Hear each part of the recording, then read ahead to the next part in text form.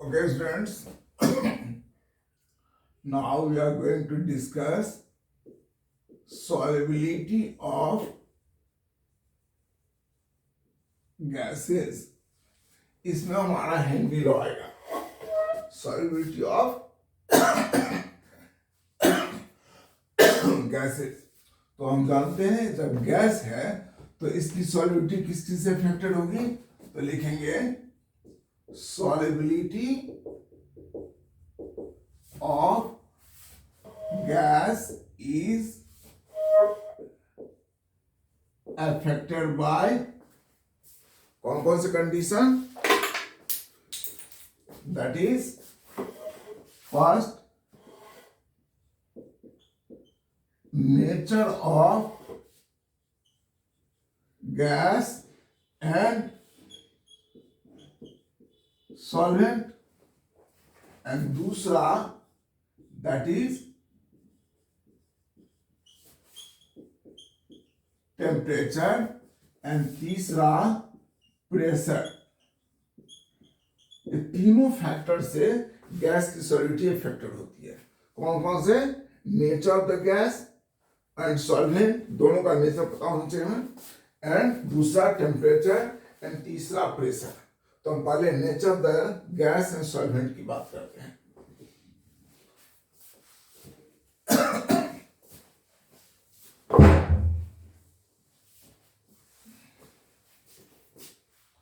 देखो, हम लोग जो गैसेज हैं उनको दो भाग में डिवाइड कर देते हैं. एक तो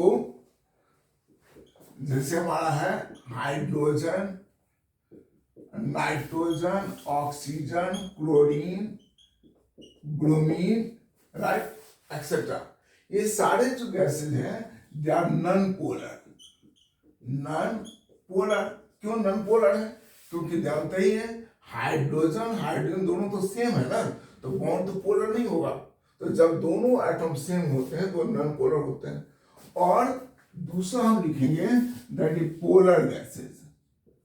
पोलर गैसेज जैसे HCl, ammonia, sulphur dioxide, carbon dioxide, ये सारे पोलर गैसेज हैं. तो अब जो नॉन पोलर गैस है वो किसमें सॉल्युबल होंगे, तो नॉन पोलर मीडियम में. तो non polar gases are soluble in non-polar medium. अब आप कहेंगे नॉन पोलर मीडियम क्या है, लाइक दैट इज, बोलिए नॉन पोलर मीडियम क्या होगा यहाँ पर, बोलो. जो हमारा नॉन पोलर मीडियम हो सकता है दैट इज बेंजीन हो सकता है. बेंजीन बहुत ही नॉन पोलर मीडियम है. CCl4, right, carbon disulfide, that is we can also take alcohol, ether, right. तो इन सब कंपाउंड में ये सब गैसेस सॉल्युबल है, but they are not soluble in water. These gases are above, these gases are not soluble in water. 100% नहीं, थोड़ा बहुत तो solubility है ना. और ऐसा लिख देते हैं, gases have very poor solubility in water. बहुत कम solubility होती है, बहुत कम. जैसे हम जानते हैं ना, ऑक्सीजन हमारा पानी में सॉल्युबल है, थोड़ा बहुत है. क्लोरीन सॉल्युबल होता है, कभी तो क्लोरीन का टैबलेट हम पानी में डालते हैं ना, जो पानी के टैंक में वो एज ए कीड़े मकोड़े मारने के लिए, नहीं. तो ये सब सॉल्युबल है लेकिन कम है, इनकी सॉल्युबिलिटी कम है. इन सब में इनकी सॉल्युबिलिटी ज्यादा होती है. ठीक है, तो ये बात हो गई नेचर पर डिपेंड क्या होगा हमारा. ओके, अब आते हैं next point.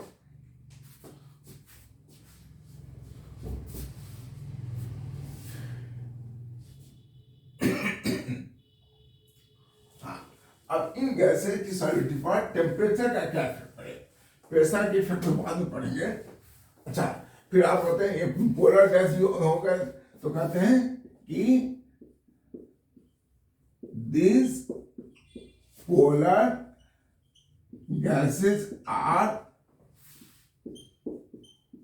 soluble in water. क्यों?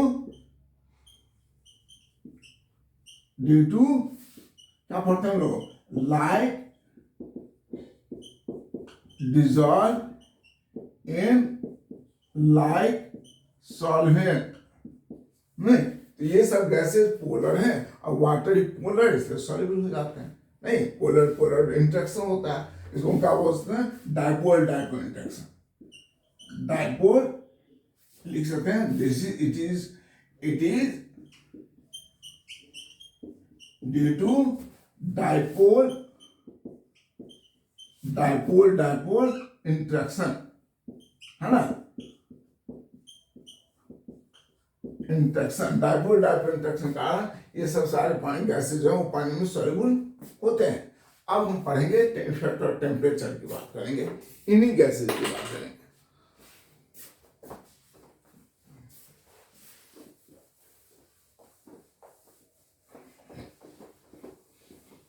हेलो, जानते होंगे ना, हम जब HCl जो बनाते हैं, तो HCl जब हम बनाते हैं तो हमारा गैस होता है, और आपको केमिस्ट्री लैब में प्रोवाइड किया जाता है, वो नहीं लिखा था बोर्ड पर आपके एक्सपेरिमेंट वाले टेबल पर, डाइल्यूट HCl, है ना, M/40 M/20, तो ये सब क्या होता है, वो हम पानी में डिजोल्व करके आपको देते हैं। लेकिन जब हम HCl बनाते हैं उसमें वो गैस होता है ना। ओके, अब आइए इफेक्ट ऑफ टेम्परेचर की बात करते हैं। इफेक्ट ऑफ टेम्परेचर, तो इससे रिलेटेड कुछ क्वेश्चन बनते हैं आपके, और क्वेश्चन पूछे जाते हैं। जैसे कि आपसे क्वेश्चन पूछा जाता है कि जो एक्वेटिक लाइफ है, एक्वेटिक लाइफ का मतलब है जो पानी में जीव जंतु जो रहते हैं, तो पानी में जीव जंतु रहते हैं उनको तो पानी में ऑक्सीजन चाहिए ना भाई, तो ऑक्सीजन कहाँ से मिलेगा, तो भगवान ने जितना उसमें चाहिए उनको उतनी सॉलिडिटी उनको दिया हुआ है। पानी में जो जीव जंतु रहते हैं, एक्वेटिक लाइफ होते हैं, उनको जितना ऑक्सीजन चाहिए उतना सॉलिडिटी भगवान ने उसको बना दिया, ऑक्सीजन को, ये डिजॉल्व रहा उतना, है ना। लेकिन अगर टेम्परेचर बढ़ा दोगे तो क्या होगा, सॉलिडिटी बढ़ेगा।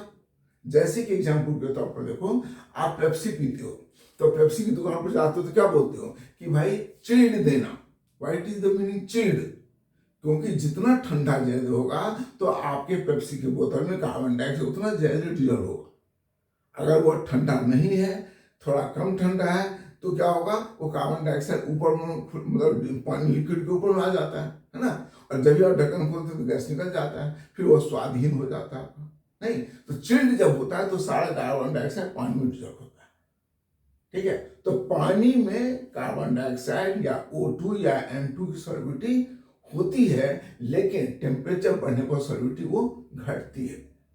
इसीलिए गर्मी के टाइम में पानी में ऑक्सीजन का अमाउंट कम हो गया तो एक्वेटिक लाइफ को नुकसान होता है, उतना ऑक्सीजन मिलता नहीं है, तो तरफ तरफ के बाहर आते हैं ऑक्सीजन लेने के लिए। तो गांव में सुनते होंगे आप, अरे फलाने तालाब में सारी मतलब पानी तालाब में जहर डाल दिया गया है और मछलियां बाहर आ गई हैं मर के। ऐसा नहीं होता। होता क्या है कि गर्मी ज्यादा होने के कारण ऑक्सीजन का अमाउंट वाटर में कम हो गया है, तो मछलियों को प्रॉब्लम हो रही है, वो तरफ तरफ के बाहर आ रहे हैं, और आप कह रहे हैं कि जहर डाल दिया गया।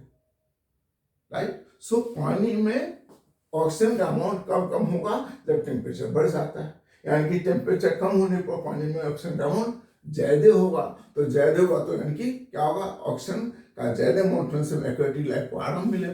तभी कहते हैं कि aquatic life has more easy life in cold areas, और they have more comfortable in cold areas. क्यों? Because in cold areas temperature is low and so amount of oxygen is high in water, and so aquatic life have more easy life or more comfortable. So that is the effect of temperature on the gases. ठीक है, is it clear? सारा बात, जितना हम temperature बढ़ाएंगे solubility घटेगी। लेकिन अब यहां पर कुछ एक्सेप्शन है। क्या एक्सेप्शन है? एक्सेप्शन कहता है कि the solubility of hydrogen and inert gas.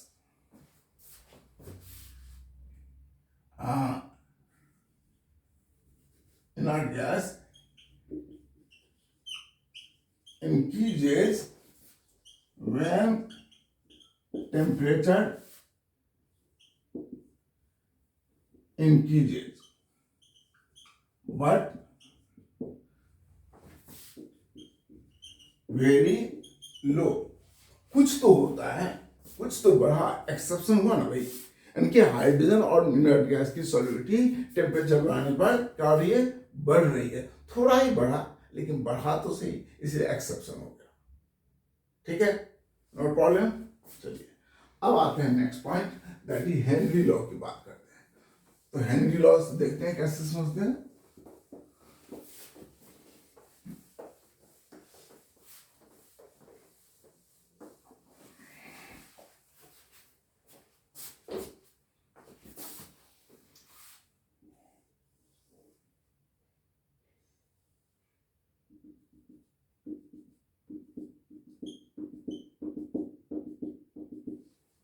ये हमारा है पानी और इसमें आपको एक गैस डिजॉल्व करना है।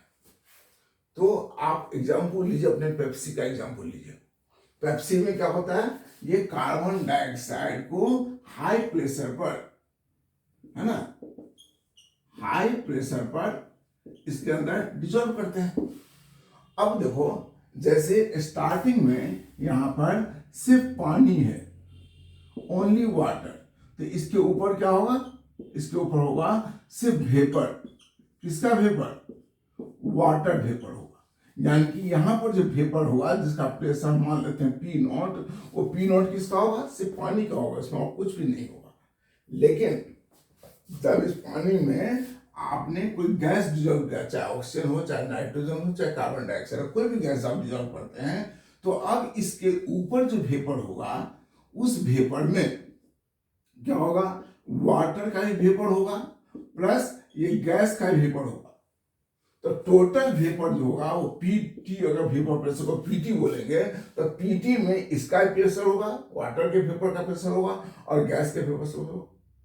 यानी कि जब इसमें गैस ऐड किया तब तो आया, यानी कि जो जो गैस बढ़ाते जाएंगे ये बढ़ता जाएगा। तो इस प्रेशर को, ये जो गैस का प्रेशर है उसको क्या बोलेंगे, पार्शियल प्रेशर ऑफ गैस, इसको क्या बोलेंगे, partial pressure water vapour. Right. So कितना अमाउंट डिजॉल्व कर इसमें इसके अंदर है, that we can relate with the pressure. So more amount of gas it can be dissolve by applying the more pressure. इन्होंने यही सीधा कहा कि the amount of gas which can be dissolved in the given amount of solvent at given temperature is directly proportional to pressure, which is pressure comes from gas का pressure, which is pressure which is in the equilibrium with the liquid. Right? Amount of gas which can be dissolved in the given amount of solvent at given temperature is directly proportional to pressure of the gas which is in equilibrium with the liquid. जो liquid के साथ equilibrium में है, इधर भी है ऊपर भी है, उस प्रेशर के बराबर होगा। ये तो छोटा सा पहला डिफरेंस होगा, यानी कि m equal to k into P, एक इक्वेशन ये है। दूसरा, अब सोचिए यहाँ पर, अगर हम लोग यहाँ पर कहते हैं कि पानी और गैस दोनों है, ठीक है, तो अब यहां पर जो प्रेशर होगा, टोटल प्रेशर पीटी, उसमें क्या होगा, pressure of water plus pressure of gas होगा। राइट। तो जितना ज्यादा इसके अंदर हमारा गैस होगा उतना ये पार्ट ज्यादा होगा। Right, is clear. जितना अमाउंट ऑफ गैस इसके अंदर आप डालेंगे उतना है होगा ना। अगर जब गैस नहीं था तो सिर्फ यही था ना। जब इसके अंदर आपने गैस डाला तो इसमें ऐड क्या हो गया, that is water plus gas, दोनों का प्रेशर मिला करके पी टोटल हुआ। Okay, so partial pressure of the gas above the liquid surface, partial pressure of the gas above the liquid surface is directly proportional to क्या, इसके अंदर जो gas है उसको हम कैलकुलेट करते हैं मोल फ्रैक्शन से। So partial pressure of the gas above the liquid surface is directly proportional to mole fraction of the gas above the liquid surface। Liquid surface के ऊपर जो गैस का मोल फ्रैक्शन होगा उसके बराबर ही होगा, ठीक है। So this is P is equal to KH into X, right. इसको हम फिर से रिलेट करेंगे कल, लेकिन आज यहां तक रिपीट करना था मुझे, इसलिए मैंने समझाया। So it is clear. Thank you student.